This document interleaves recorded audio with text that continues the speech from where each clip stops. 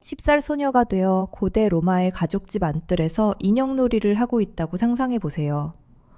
아침 햇살이 기둥 사이로 스며들고 어머니는 근처에서 배를 짜면서 콧노래를 부릅니다. 아버지는 방문한 고객들과 사업 이야기를 나눕니다. 기원전 57년, 평범한 날이 흘러가던 중 의뢰용 뿔피리 소리가 동네에 울려 퍼집니다. 폰티펙스 막시무스가 선발을 위해 도착했습니다. 로마 최고 사제가 모인 아이들을 살펴보는 모습을 어머니의 옷자락 뒤에서 지켜봅니다. 그의 눈은 인상적인 정확성으로 각 얼굴을 훑어봅니다. 그의 시선이 당신에게 향하는 순간 시간이 멈춥니다. 그는 지팡이를 들어 올리고 당신의 어린 시절을 영원히 파괴할 말을 합니다. 이 아이는 베스타를 섬길 것이다. 어머니는 무릎을 꿇고 울음을 터뜨립니다. 아버지는 온 가족이 죽음을 맞이할 수 있다는 사실을 알기에 굳어버립니다. 당신은 왜 모두가 울고 있는지 이해하지 못합니다. 당신은 로마 소녀가 받을 수 있는 최고의 영예를 얻었을 뿐입니다. 당신이 깨닫지 못하는 것은 30년 동안의 신성한 공포와 그 뒤에 이어질 죽음보다 자비로워 보이는 끔찍한 형벌을 선고받았다는 것입니다. 고통과 생존에 대한 잊혀진 이야기를 파헤치기 전에 역사의 숨겨진 진실을 배우는 것을 좋아한다면 좋아요 버튼을 누르고 구독하여 더 많은 컨텐츠를 받아보세요. 그리고 어디에서 듣고 있는지 댓글로 알려주세요. 세계 각지에서 시간을 초월하여 과거에 대한 우리의 공유된 호기심으로 연결되어 이러한 고대 이야기를 함께 탐험하고 있다는 사실이 믿기지 않습니다. 오늘 우리는 로마 베스타 여사제들을 기다리는 3가지 가장 끔찍한 형벌을 밝힐 것입니다. 당신이 듣게 될 내용은 어떤 교실에서도 가르치지 않습니다. 왜냐하면 현실은 소독된 역사책에 담기에는 너무 충격적이었기 때문입니다. 이것은 단순히 잘못된 종교의식이 아니었습니다. 그것은 두려움을 통해 여성을 통제하기 위해 고안된 체계적인 고문 방법이었으며 신성한 정의로 위장되었습니다. 베스타 여사제의 선택은 영예가 아니었습니다. 그것은 국가가 승인하고 신들이 축복한 납치였습니다. 요구사항은 구체적이고 오싹했습니다. 후보자는 6세에서 10세 사이여야 하며 부모가 모두 살아 있어야 하고 로마 시민의 자녀여야 하며 신체적 결함이 없어야 했습니다. 그녀는 법적으로 유효한 결혼의 결과물이어야 했으며 상징적으로 모든 면에서 완벽해야 했습니다. 그러나 대부분의 사람들이 이 선발 과정에 대해 깨닫지 못하는 것이 있습니다. 폰티펙스 막시무스가 순찰할 때 가족들은 적극적으로 딸들을 숨겼습니다. 그들은 딸들을 먼 지방의 친척에게 보내거나 갑작스러운 질병을 주장하거나 심지어 화장품으로 일시적으로 흉하게 만들어 부적합하게 만들었습니다. 선발은 축하받지 못했습니다. 두려워했습니다. 소녀가 선택되면 즉시 변화가 시작되었습니다.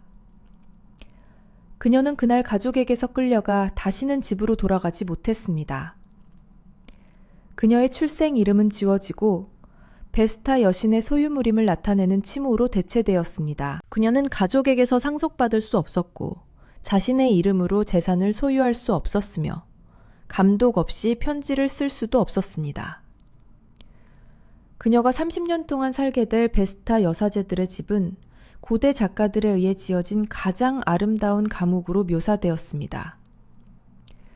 로마 포럼의 베스타 신전 옆에 위치한 이 건물은 대리석 기둥, 화려한 정원, 고급 가구를 갖추고 있었습니다.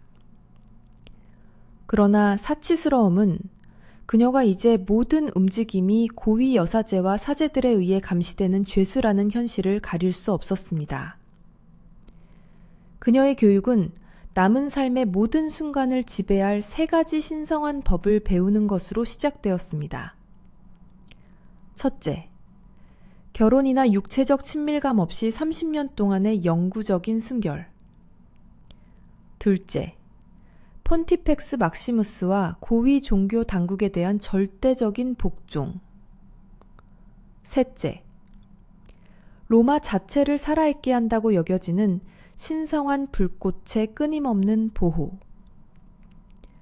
이것은 제안이나 지침이 아니었습니다. 그것은 로마 십자가형을 인간적으로 보이게 만드는 형벌로 뒷받침되는 법이었습니다. 어린 소녀는 자신의 몸이 더 이상 자신의 것이 아니라는 것을 알게 되었습니다. 그것은 로마의 것이었습니다. 그리고 로마는 자신의 의무를 다하지 못한 여성에게 일어나는 일에 대해 매우 구체적인 생각을 가지고 있었습니다. 베스타 여사제는 신성하고 신들에 의해 선택되었으며 제국 내 다른 모든 여성보다 축복받았다고 들었습니다.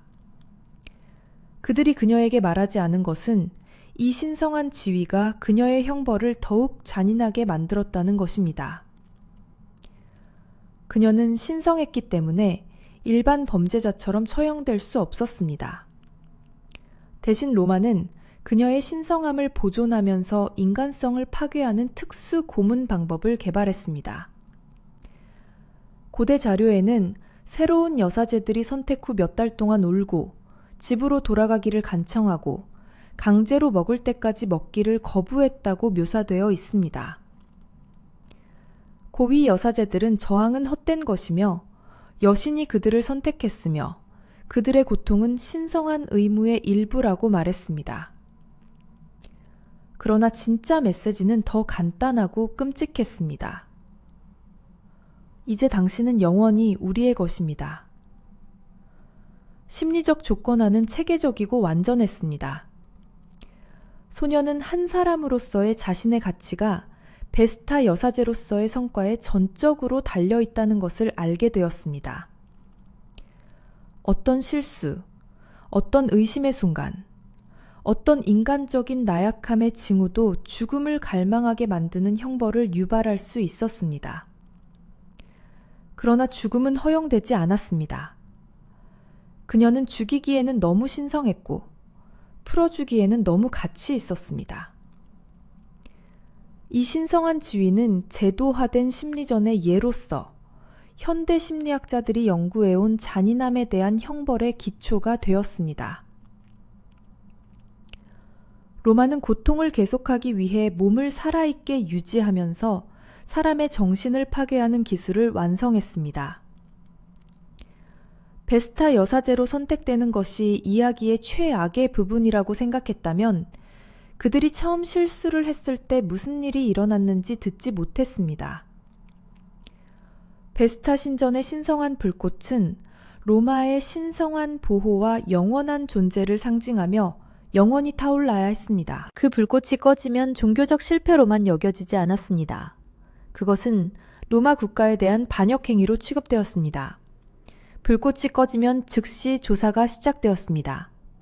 폰티펙스 막시무스는 각 여사제를 개별적으로 신문하여 이러한 재앙을 일으켰을 수 있는 과실, 방심 또는 도덕적 타락의 징후를 찾습니다. 신문은 며칠 동안 지속될 수 있으며 용의자는 신전 아래 창문 없는 방에 격리되어 음식과 잠을 박탈당한 채 어떤 실패를 자백할 때까지 계속됩니다. 그러나 자백은 시작에 불과했습니다. 형벌은 베르베라티오라고 불렸으며 신전 단지 깊숙한 곳의 절대적인 어둠 속에서 이루어졌습니다.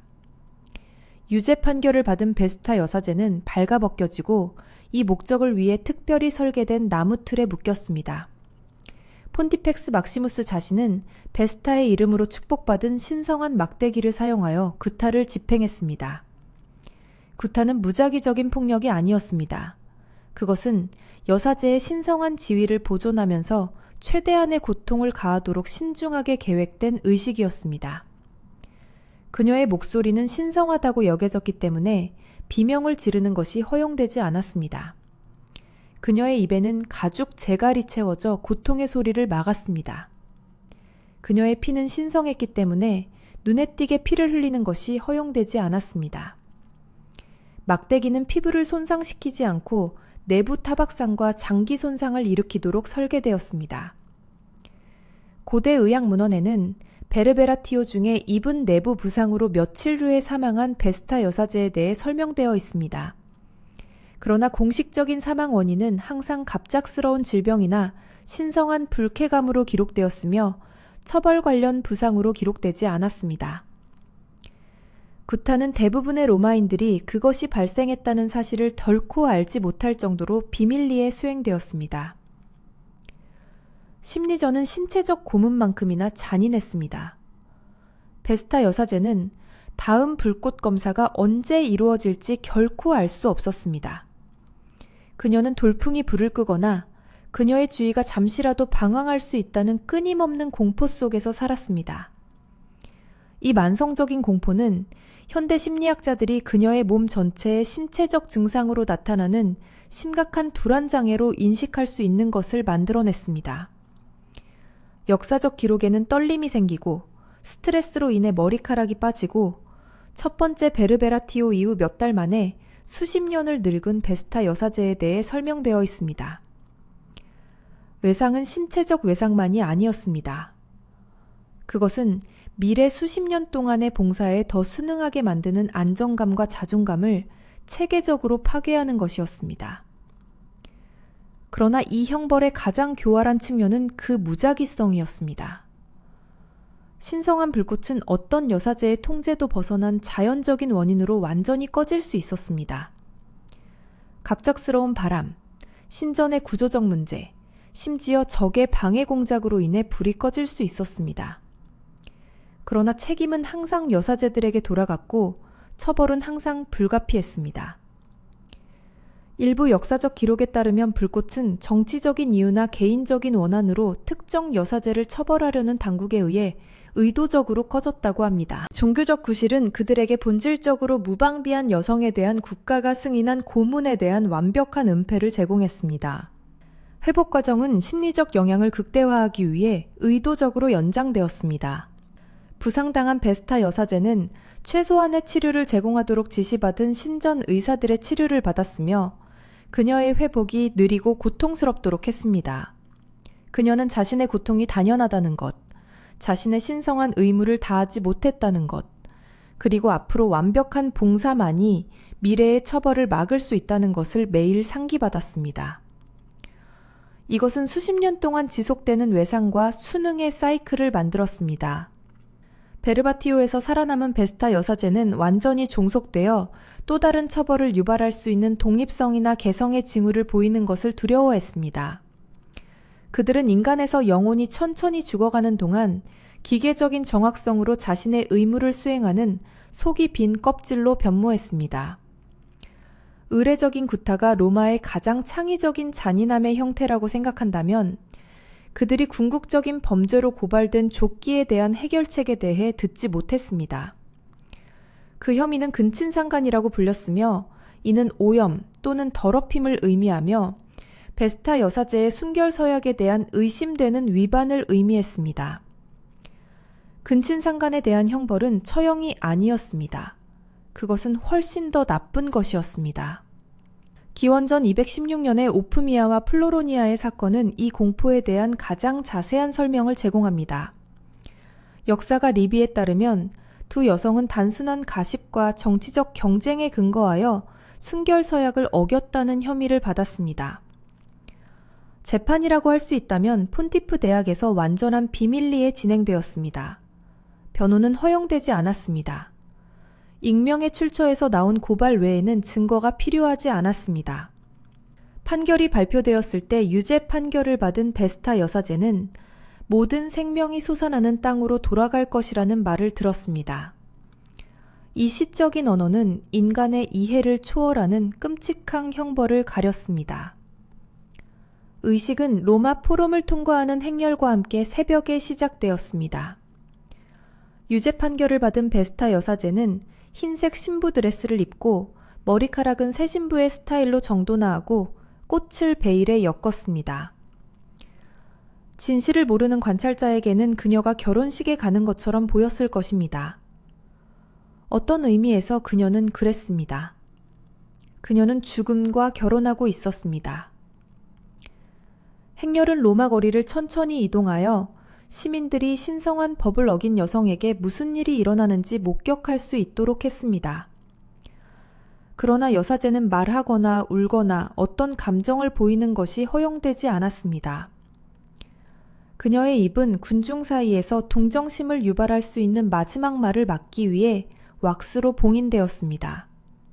목적지는 도시벽 바로 바깥에 위치한 악당의 들판인 캠퍼스퍼스 스켈레라투스였습니다. 그곳에서 노동자들은 그녀의 마지막 안식처를 준비하는 데 며칠을 보냈습니다. 그녀가 내려가면 영원히 봉인될 좁은 계단으로 접근할 수 있는 방이 땅에 새겨져 있었습니다. 지하 방 안에서 로마는 뒤틀린 자비심을 보여주었습니다. 침대와 작은 램프, 빵 한 덩이, 물 한 병, 우유 한 잔이 제공되었습니다. 공식적인 정당성은 로마가 베스타 여사제를 처형하는 것이 아니라는 것이었습니다. 그들은 단순히 그녀를 격리시키고 신들이 그녀의 운명을 결정하도록 허용하는 것이었습니다. 음식과 물은 그들이 살인을 저지르지 않았다는 것을 증명했습니다. 이것은 가장 잔인한 법적 허구였습니다. 조항은 그녀의 고통을 극대화하기에 정확히 충분히 오래 지속되도록 계산되었습니다. 램프에는 아마도 6시간 동안 사용할 수 있는 기름이 있었습니다. 음식과 물은 2~3일 동안 그녀를 지탱할 수 있었지만 밀폐된 방의 공기는 음식이 다 떨어지기 훨씬 전에 고갈될 것입니다. 방으로의 하강은 심리적 고문을 극대화하기 위해 안무되었습니다. 여사제는 스스로 계단을 걸어 내려가야 했습니다. 그녀는 로마가 그녀의 죽음에 대한 책임을 지게 만들기 때문에 옮겨지거나 강요될 수 없었습니다. 그녀는 자신의 매장에 참여하여 자신의 무덤이 될 방에 들어가는 최종 결정을 내려야 했습니다. 그녀가 바닥에 도착하자마자 계단은 빠르게 해체되었습니다. 노동자들은 흙과 돌로 입구를 채워 소리가 새어나갈 수 없도록 꽉 채웠습니다. 표면은 매끄럽게 처리되었고 비문이 없는 작은 돌로만 표시되었습니다. 몇 시간 안에 그곳에서 일어난 일에 대한 눈에 보이는 흔적은 남아있지 않았습니다. 고대 자료는 다음에 일어난 일을 공포를 더욱 견딜 수 없게 만드는 임상적인 세부사항으로 설명합니다. 유죄 판결을 받은 베스타 여사제는 자신의 상황을 숙고하기 위해 몇 시간 동안 램프 불빛을 볼 수 있었습니다.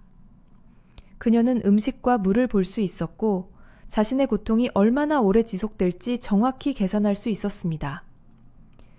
산소가 천천히 고갈됨에 따라 자신의 숨소리가 점점 더 힘들어지는 것을 들을 수 있었습니다. 일부 역사적 기록에는 이러한 매장 이후 며칠 동안 지하에서 들려오는 긁힘 소리가 언급되어 있습니다. 노동자들은 매장지 근처의 땅에서 이상한 소리가 들려온다고 보고했습니다. 피해자가 필사적으로 탈출하려고 시도하면서 돌벽이나 나무 판자를 긁는 손톱 소리일 수 있습니다. 그러나 아마도 가장 심리적으로 파괴적인 측면은 그 뒤에 이어지는 완전한 침묵이었을 것입니다. 피해자의 이름은 모든 공공기록에서 지워졌습니다. 그녀의 가족은 그녀를 애도하거나 그녀의 이름을 말하는 것조차 금지되었습니다. 그녀는 단순히 죽은 것이 아니었습니다. 그녀는 마치 태어나지 않은 것처럼 소급하여 존재에서 제거되었습니다. 이 지우개는 너무 완전해서 현대 역사가들은 생존 문서에서 이름이 체계적으로 제거되었기 때문에 생매장의 피해자를 식별하는 데 어려움을 겪고 있습니다. 우리는 그 관행이 수세기 동안 정기적으로 발생했다는 것을 알고 있지만 피해자는 역사적 기억에서 사라진 이름 없는 그림자가 되었습니다. 법적 정당성은 로마 역사 전반에 걸쳐 동일하게 유지되었습니다. 왜냐하면 베스타 여사제는 자발적으로 방에 들어갔고 음식과 물이 제공되었기 때문에 로마 시민은 그녀를 직접적으로 죽이지 않았기 때문입니다. 이것은 처형으로 간주되지 않았습니다.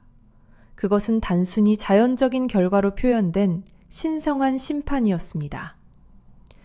30년의 봉사 후 살아남은 베스타 여사제는 이론적으로 신전 생활을 떠나 로마 사회에 재통합할 수 있었습니다. 그들은 수십 년 동안의 충실한 봉사의 경의를 표하는 의식, 제국 재무부로부터의 재정적 보상, 결혼하고 가정을 시작할 수 있는 공식적인 허가를 받았습니다. 이것은 어려운 삶에 대한 행복한 결말처럼 들립니다. 그러나 현실은 훨씬 더 불길했습니다.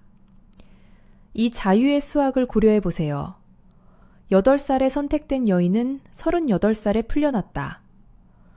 대부분의 로마 여성들이 10대에 결혼하여 곧바로 아이를 낳기 시작하던 시대에 38살의 여인은 출산 정년기를 넘긴 사실상 결혼할 수 없는 존재로 여겨졌다. 결혼할 자유는 아무도 원하지 않을 때 무의미했다. 그러나 사회적 장애물은 생물학적 장애물보다 훨씬 더 잔인했다. 로마인들은 30년 동안 신성한 봉사를 한 여인은 보통 여성과는 근본적으로 다르다고 믿었다. 그녀는 평범한 인간관계에 부적합하게 만드는 방식으로 신성한 힘에 감염되었다. 남자들은 전직 베스타 여사제를 아내로 맞이하면 신의 보복을 받거나 강요된 독신 생활이 어떻게든 그녀의 적절한 아내로서의 능력을 손상시켰을까 두려워했다. 클라우디아 퀸타의 사례는 이러한 잔인한 현실을 잘 보여준다. 서기 43년의 봉사를 마친 후 그녀는 상당한 지참금을 받았고 존경받는 가문의 잠재적 남편 몇 명에게 소개되었다. 하지만 남자들의 가족들이 전직 베스타 여사제와 결혼하면 그들의 혈통을 더럽히고 신들을 분노하게 할 것이라고 선언하는 종교 당국에 문의했을 때마다 약혼은 깨졌다. 클라우디아는 나머지 20년을 로마 외곽의 작은 집에서 혼자 살면서 자신이 충실하게 봉사했던 사회로부터 외면받았다. 그녀는 결혼도 하지 않았고 아이도 낳지 않았으며 완전히 고립된 채로 죽었다. 그녀의 장례식에는 고용된 종은객 외에는 아무도 참석하지 않았고 그녀는 이름 없는 무덤에 묻혔다. 전직 여사제들에게 약속된 재정적 보상은 관료적 장애물과 법적, 기술적 문제로 인해 종종 실현되지 못했다. 많은 이들이 봉사기간 동안 약속된 연금이 줄어들거나 완전히 없어졌다는 사실을 발견했다. 그들은 사회적으로 고립되었을 뿐만 아니라 가족 지원 시스템도 없고 생계를 위한 실질적인 기술도 없는 경제적으로 절박한 상태로 사원 생활에서 벗어났다. 30년간의 제도화된 트라우마로 인한 심리적 손상은 정상적인 삶에 추가적인 장벽을 만들었다. 전직 여사제들은 현대의학에서 심각한 외상 후 스트레스 장애로 인식할 만한 고통을 자주 겪었다. 그들은 수년간의 감정 억압과 사회적 고립 후에 공황 발작, 편집증적 에피소드, 정상적인 인간관계 형성에 어려움을 겪었다. 역사적 기록은 신성한 불꽃이 꺼지는 악몽에 비명을 지르며 잠에서 깨어나는 전직 여사제들, 문에 있는 자물쇠를 강박적으로 확인하고 또 확인하는 사람들, 다른 인간에게 만져지는 것을 참을 수 없는 사람들을 묘사한다. 그들의 마음은 두려움과 고립에 의해 너무나 철저하게 조건화되어 자유가 포로 생활보다 더 끔찍하게 느껴졌다. 일부는 사원 밖에서의 삶에 직면하기보다는 자살을 시도했다. 다른 사람들은 완전한 은둔 생활로 물러나 사원 고립을 개인 주택에서 재현하여 이전 모습의 유령처럼 살았다. 소수는 사회에 재통합하려고 필사적으로 노력했지만 수십 년간의 의례화된 행동 후에 기본적인 사회적 상호작용에 완전히 준비되지 않았다는 것을 알게 되었다. 가장 비극적인 경우는 역사가들이 신성한 광기라고 부르는 것을 앓게 된 전직 베스타 여사제들이었다. 그들은 베스타로부터 환영을 받았다고 주장하며 로마를 방황하고 신성한 계시에 대해 군중에게 설교하고 공공장소에서 기괴한 의식을 수행했다. 로마 당국은 일반적으로 이러한 전시를 무시하고 여성들을 체계적인 트라우마를 해결하기보다는 무해한 정신병자로 취급했다. 어쩌면 가장 잔인하게도 일부 전직 여사제들은 고문에서 살아남은 후 어린 여성들에게 똑같은 고통을 가하는 데 공모하여 잔인한 관행을 수세기 동안 보존하는 제도적 기억을 만들어 새로운 세대의 희생자들을 훈련함으로써 사원 서비스의 조언자 또는 감독자로 다시 채용되었다. 30년의 봉사 후의 자유에 대한 약속은 모든 잔인한 기만으로 드러났다. 이 여성들은 노마를 위해 젊음, 출산력, 가족, 정신을 희생했다. 그 대가로 그들은 사회적 추방, 경제적 유기, 죽을 때까지 지속되는 심리적 파괴를 받았다. 베스타 여사제의 대우는 로마가 종교적 헌신으로 위장할 수 있는 정교한 잔인함을 드러낸다. 이 여성들은 개별적인 가학 성향자나 부패한 관리들의 희생자일 뿐이 아니었다. 그들은 제도화된 공포를 통해 여성의 자율성을 통제하도록 설계된 체계적인 프로그램의 희생자였다. 역사적 기록에 대한 현대 심리 분석은 베스타 여사제 시스템이 본질적으로 수세기 동안 지속된 트라우마 기반 사회통제 실험이었다는 것을 시사한다. 가장 취약한 나이에 소녀들을 데려와 정상적인 인간 발달로부터 격리시키고 예측할 수 없는 처벌과 보상 주기에 종속시킴으로써 로마는 생존을 위해 제도적 승인에 완전히 의존하는 여성 계층을 만들었다. 우리가 탐구한 세 가지 처벌은 인간성 상실의 수준을 점진적으로 나타낸다. 의례적인 구타는 신체적 안전에 대한 감각을 파괴했다. 생매장은 미래의 자유에 대한 희망을 없앴다. 그리고 결국 해방될 것이라는 거짓 약속은 충실한 봉사조차도 버림과 추방으로 이어진다는 것을 드러냄으로써 그들의 정신을 완전히 꺾었다. 이 시스템을 특히 끔찍하게 만드는 것은 로마 사회 내에서 얼마나 완전히 정상화되었는지이다. 남성 노예에 대한 유사한 대우에 분개했을 시민들은 신성한 호의와 사회 질서를 유지하는 데 필요한 것으로 베스타 여사제의 고문을 받아들였다.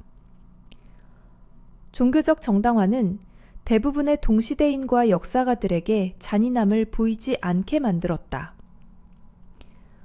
이러한 관행의 유사는 고대 로마를 훨씬 넘어선다. 사회 통제를 위한 도구로서의 성적 순결의 체계적인 사용, 종교적 틀 내에서 여성에 대한 폭력의 제도화, 희생자들이 자신의 억압을 받아들이도록 심리적으로 조작하는 것은 역사 전반에 걸쳐 발견될 수 있으며 오늘날에도 다양한 형태로 계속되고 있다.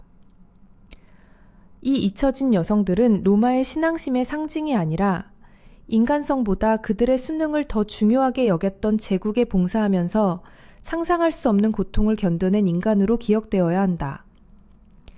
그들의 이야기는 가장 위험한 폭정이 종종 신성한 정당화로 자신을 감싸고 인간의 잔인함에 대한 신성한 권위를 주장한다는 것을 상기시켜준다. 숨겨진 역사를 탐구하는 것이 저처럼 흥미롭다면 역사적 신화 뒤에 숨겨진 충격적인 진실을 밝히는 더 많은 콘텐츠를 구독하십시오. 그리고 과거의 어떤 어두운 장을 더 탐구하고 싶은지 아래에 댓글로 알려주십시오. 아직 밝혀지지 않은 묻힌 이야기가 너무나 많습니다. 이 여성들은 제국의 영광에 대한 각주가 아니라 실제 인간으로서 살고 고통받고 죽었다는 것을 기억하십시오.